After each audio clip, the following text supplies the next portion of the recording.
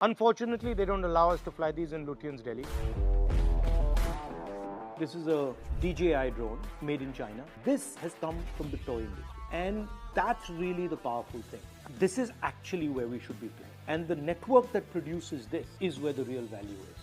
And all AI is actually going to be operating on this net. And the sad fact, we don't make any of the components inside this. We don't understand how it's made. We certainly don't make any of the optics. We don't understand how it's made. As I said in my speech, I'm speaking directly to the young people of this country. And in my speech, I had mentioned about how drones are changing warfare. So I wanted to go a little bit deeper into that idea. So here is a drone. This is a DJI drone made in China. And that's a battery, lithium polymer battery. These are 4 brushless DC motors, and that's the camera. So what I was saying was that when you connect these brushless motors to this battery, give it a camera, and allow people to communicate directly with this through FPV unit, you change warfare.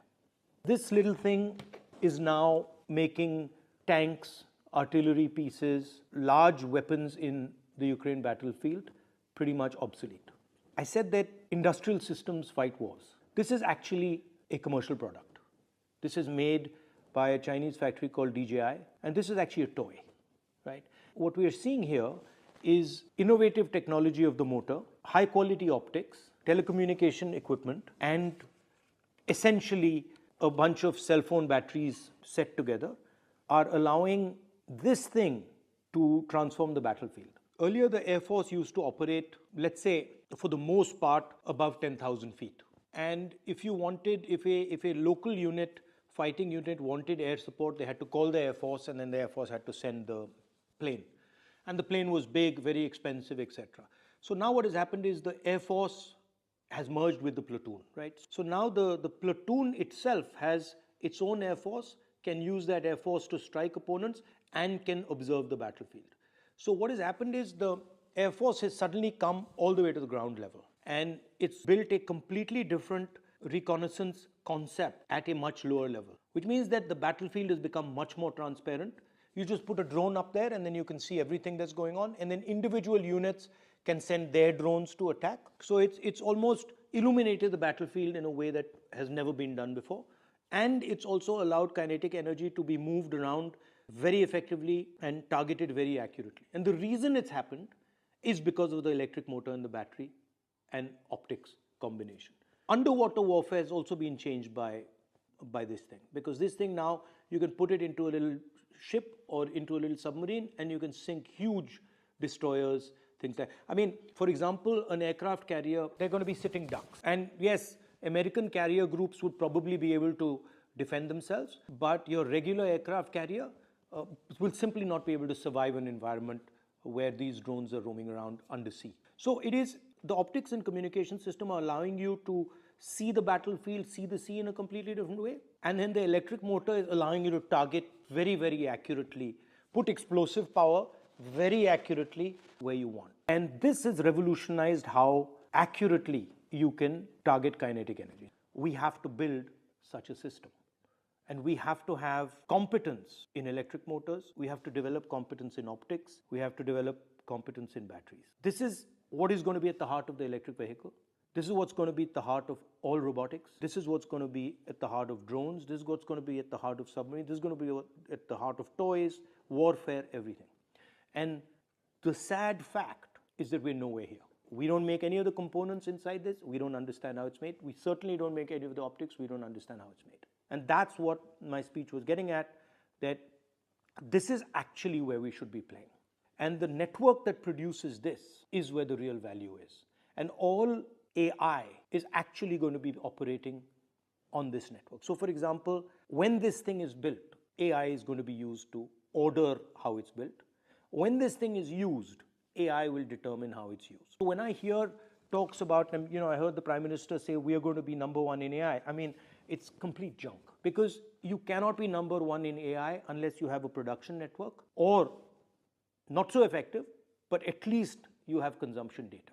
And India has given away its consumption data to large multinational companies, and India doesn't even play in the production space. And so that, what I was saying in the speech is actually it's an industrial vision. And it's essentially saying that we're going to move differently.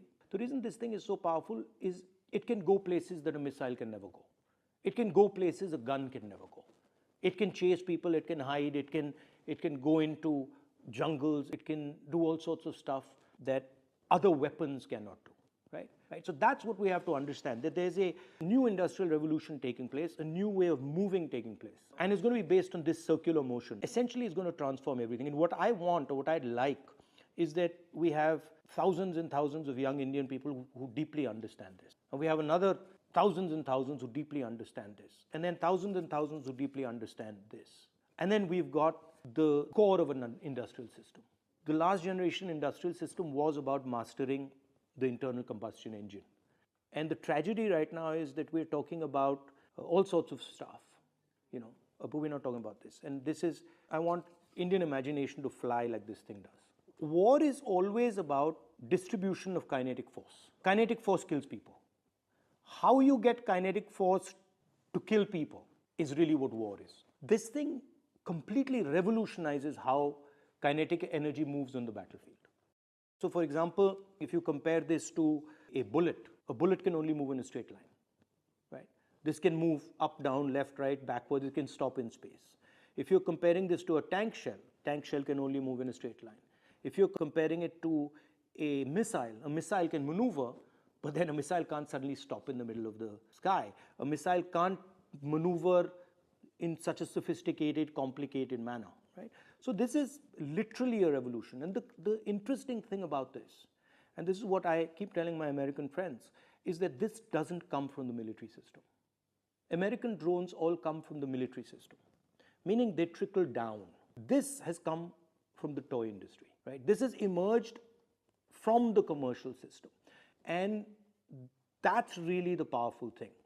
Because if things are emerging bottom up, then the amount of innovation that will emerge from that is significantly more than if they're going top down, right? So this motor, brushless motor, actually, I first saw it, 15, 20 years ago in a remote control plane. This used to be a hobby. This is a hobby I've had for 30, 40 years. And earlier there used to be small engines, very complicated to build, very complicated to fly. And the real innovation was the brushless motor. And then the batteries. Because earlier the batteries were just way too big and the brushless motors were inefficient. The motors were inefficient. And now they're very powerful. They all coordinate. So this is actually a revolution. This is where the technological wave is. Now people think that you can make in India. You can have an Adani Defense or somebody else make in India and you'll get this. You won't. All Adani Defense does, or all our defense guys do, is actually assemble. This emerges from a production network. This is the result of a production network. And that's what I'm talking about. I'm not talking about that we now sit and we get a company that makes something that looks like this. That's not really interesting, because this will be obsolete anyway. But if we have the network from which this emerges, then we will never be obsolete. We'll just be at the edge of the technology curve, right? Understands, for example, the importance of what these cameras do. This thing without this camera, ineffective as a weapon of war. So the camera has to come together with the motor, has to come together with the battery, has to come together with all the components. And now what's very interesting is the Americans and the Europeans have understood this. They've understood that actually they don't have the production system that can create this, and they can never have it, because they're at a stage in their development where for them building this is almost impossible. But we can do it. Right? We have the engineering know-how, we have the scale, we can potentially develop a strategy where we become, if not masters, at least very competitive in this area. So that's the type of thing that my speech was trying to do.